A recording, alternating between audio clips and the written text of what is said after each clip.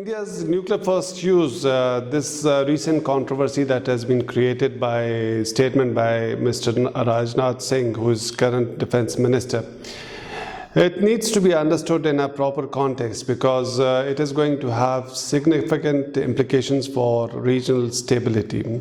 So before we deliberate on these issues, it's important to understand India's nuclear doctrine and the motivations behind these doctrinal positions.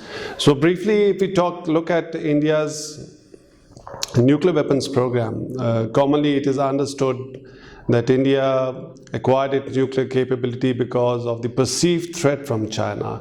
Whereas factually, if you go into history, China has never been a threat, an existential threat to India's national security during 50s and 60s. In fact, once India started its nuclear program, China-India relations were very cordial. So there was no justification for India to build its nuclear weapons program. One can therefore conclude that India's nuclear development was primarily prestige driven, and why it is important to understand these nuclear drivers of a country, because these drivers are reflected in your national security or nuclear policies. And like we see India's nuclear doctrine, several of the elements of India's nuclear doctrine are premised on this consideration that India wants to project itself as a probably regional power or regional hegemon or an emerging global power. So let me briefly illustrate some of the elements that needs to be understood. India introduced its draft nuclear doctrine in 1999, which was shared with the public for general debate, and in 2003 it was formalized and officially adopted as India's nuclear policy. There were some changes between the two drafts, but some of the elements that continue to remain controversial till today, and this controversy has again been ignited by the recent statement by India's defense minister. So first, India claims that it has a no first use posture. A no first use means that India has declared that it will not retaliate against any other country unless attacked by nuclear weapons. But in 2003 doctrine, it said India would retain the right of a nuclear use or nuclear response even against the use of chemical or biological weapons. So if a country declares that it can use nuclear weapons even if it is not attacked by nuclear weapons, it dilutes its no first use posture. So this position was always controversial, whereas India's political leadership, they continue to assert that India has a clear no first use posture, unconditional no first use posture. Subsequently, some of the other senior decision makers of India's National Command Authority, for example, former security advisor Shiv Shankar Menon, he wrote in his book in 2016, and he also indicated that probably there is some internal thinking within India's senior decision makers about this review of no first use posture. Other significant personalities who also made this controversy or made this no first use controversial includes India's former commander of the Strategic Force Command, General B.S. Nagal. He also said that he doesn't believe into this. And former Defense Minister Mr. Manohar Parrikar, he also in one of these statements, he said he personally does not believe in no first use posture.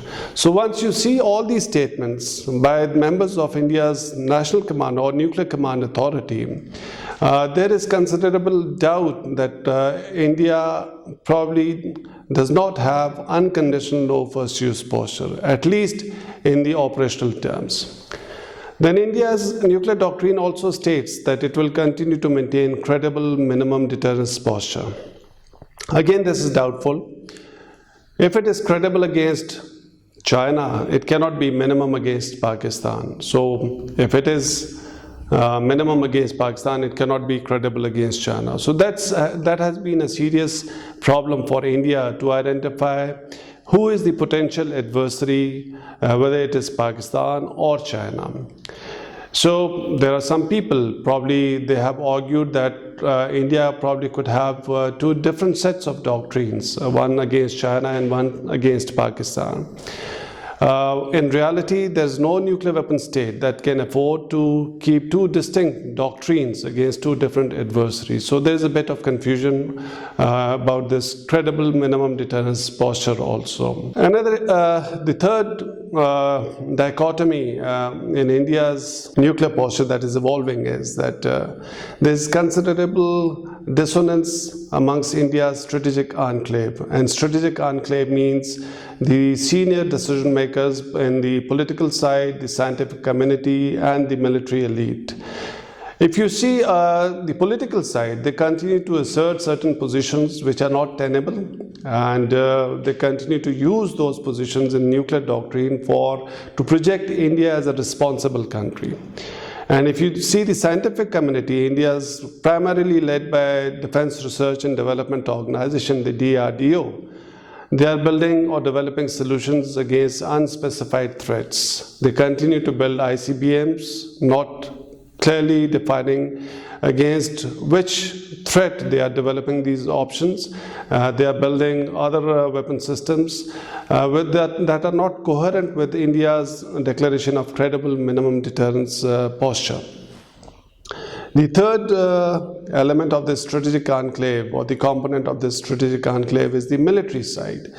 What we have seen over a period of last many years, the military continue to build conventional solutions or postures to fight a conventional war with Pakistan without taking into consideration that India is a nuclear weapon state.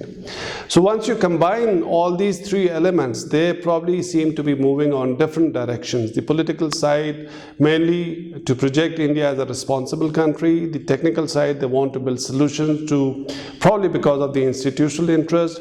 And military, they seem to be divorced from the ground realities that this region is now a nuclearized region, and any conventional conflict or a military conflict between the two South Asian adversaries could escalate to an all-out war. Another factor that we need to understand about India's evolving nuclear posture is that after 1998, both India and Pakistan had the strategic capability to target each other's cities or had countervailing or counter-value strike capabilities.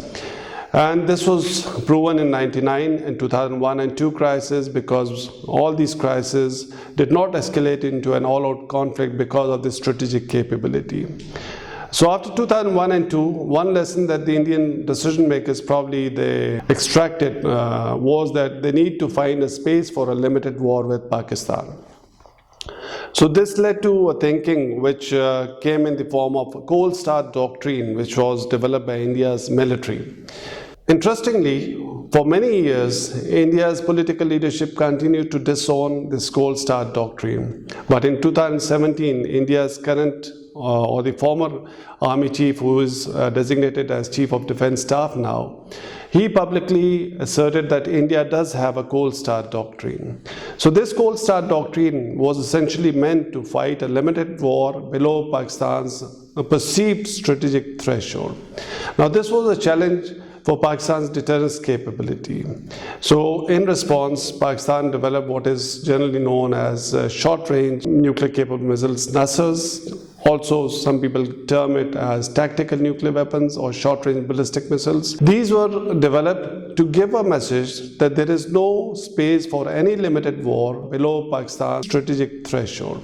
And this doctrine was termed as full-spectrum deterrence, that Pakistan has the capability to deter an all-out war and even a limited war.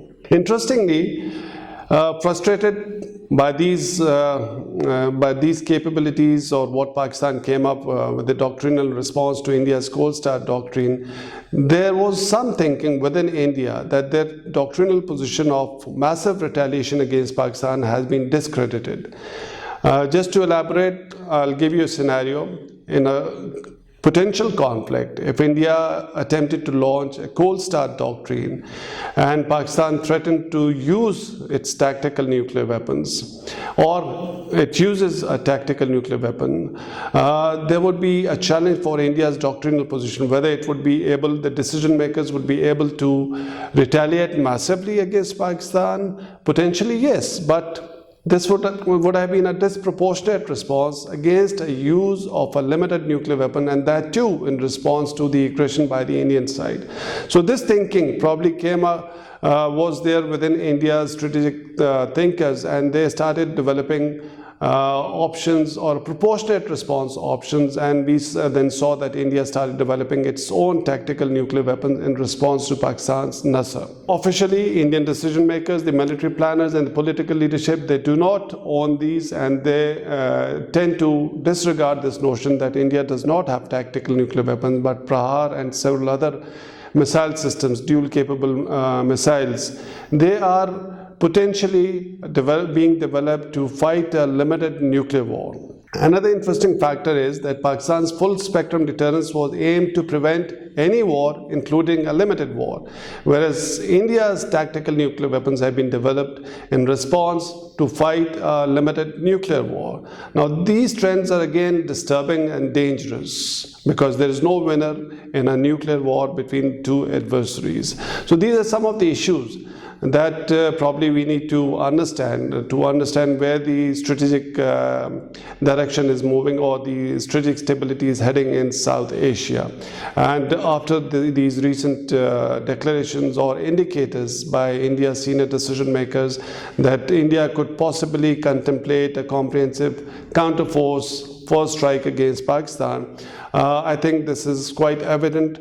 Pakistan never believed it, but India probably has now officially given up its no first use posture.